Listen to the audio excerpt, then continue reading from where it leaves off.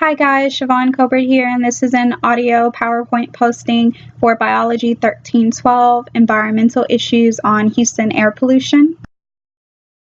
First off, a little background information. Houston is the fourth largest city in America. Along with a population of over 620 million, Houston is also considered one of the most polluted cities in the United States.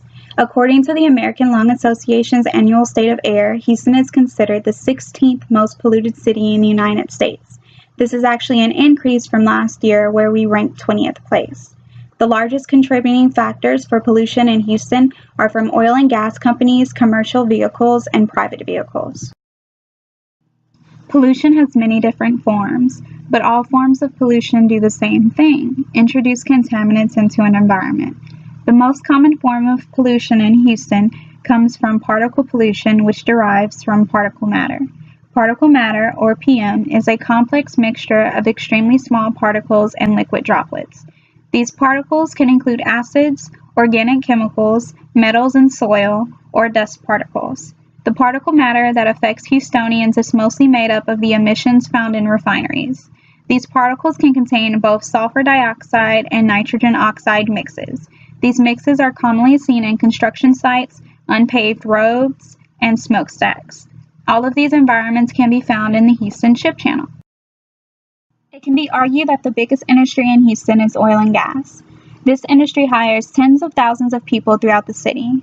The refineries in Houston are scattered throughout the city, and the bigger refineries like ExxonMobil have seen major expansions in the past few years. This has led to more production, which leads to more pollution. This is the main reason why Houston has moved up 4 spots in the past year. The effects of pollution are seen all throughout the city, but certain areas are affected more than others. These areas are the northeast and the northwest areas of Houston. The northeast due to the Ship Channel being located there, and the northwest is affected due to the pollution moving upwind. The most prominent emissions are benzene, polycyclic aromatic hydrocarbons, and methane. All 3 of these chemicals can be linked to several different types of cancer, spanning from leukemia to stomach cancer. Asthma, chronic obstructive pulmonary disease, COPD, and congestive heart failure can also be traced back to pollution made of these same 3 compounds.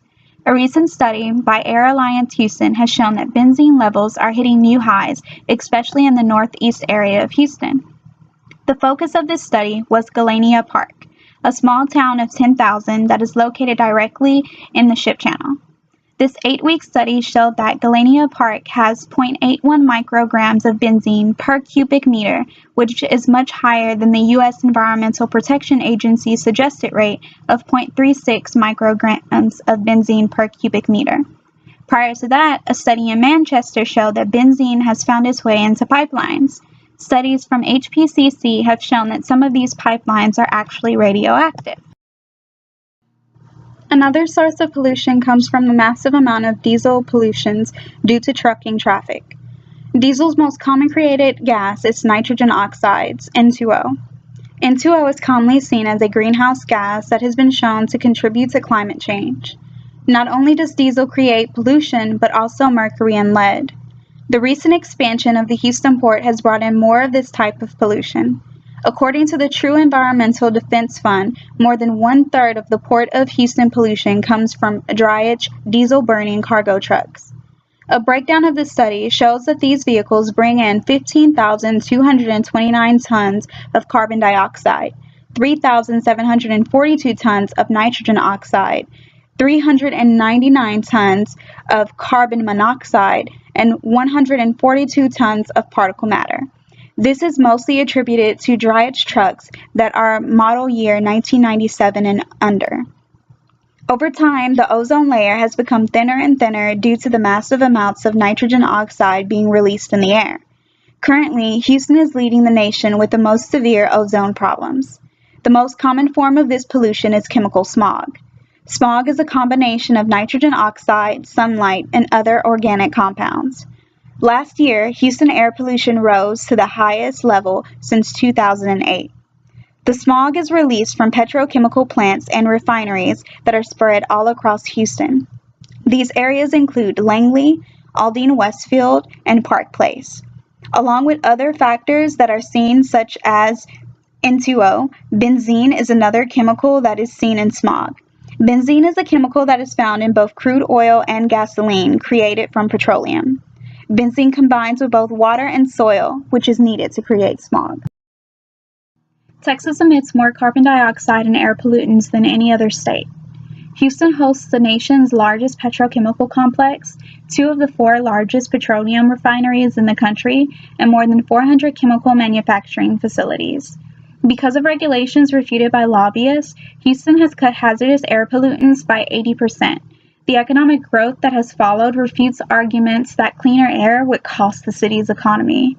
We're about to undergo a period of great expansion of the petrochemical industry. While that's good for the economy, we have to think about the added burden of pollution that this is going to create. The EPA has estimated new rules, which include stricter monitoring requirements for specific emissions, will cost the industry about $240 million per year to implement and reduce emissions of toxic compounds by tens of thousands of pounds per year. The size of the world market for environmental goods and services, $782 billion, is comparable to the aerospace and pharmaceutical industries and presents important opportunities for U.S. industry. In the United States, approximately 119,000 companies are engaged in the environmental technology business, according to the Commerce Department report.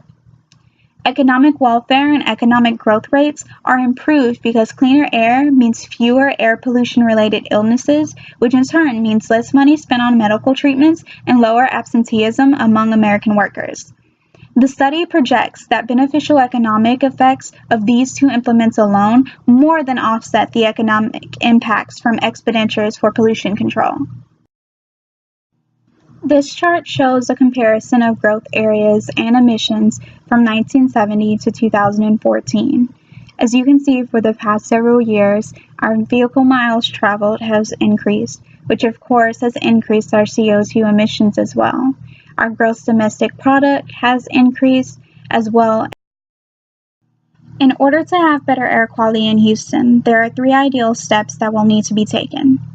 These steps are to reduce pollution from industrial facilities, reduce pollution emissions from vehicles, particularly diesel-fueled equipment, and to inform and educate Houstonians on the health hazards of pollution and what they can do to prevent them. Reforming the industrial industry has always been an uphill battle, but recent programs and studies have been able to bridge the gap between gaining resources and upholding a citizen's health. Reducing emission from the ship channel has already begun. Partnerships with different companies and the Houston Port Authority has led to truck drivers receiving vouchers and deductions for drivers to purchase new model trucks to burn cleaner emissions versus the older diesel-burning models. The rising fuel efficiency standards will also lead to cleaner air over time. These new standards, along with the new types of engines, are expected to cut down millions of tons of pollution from carbon dioxide by 2027. The HPCC has also proposed several measures to lessen pollution from the ports.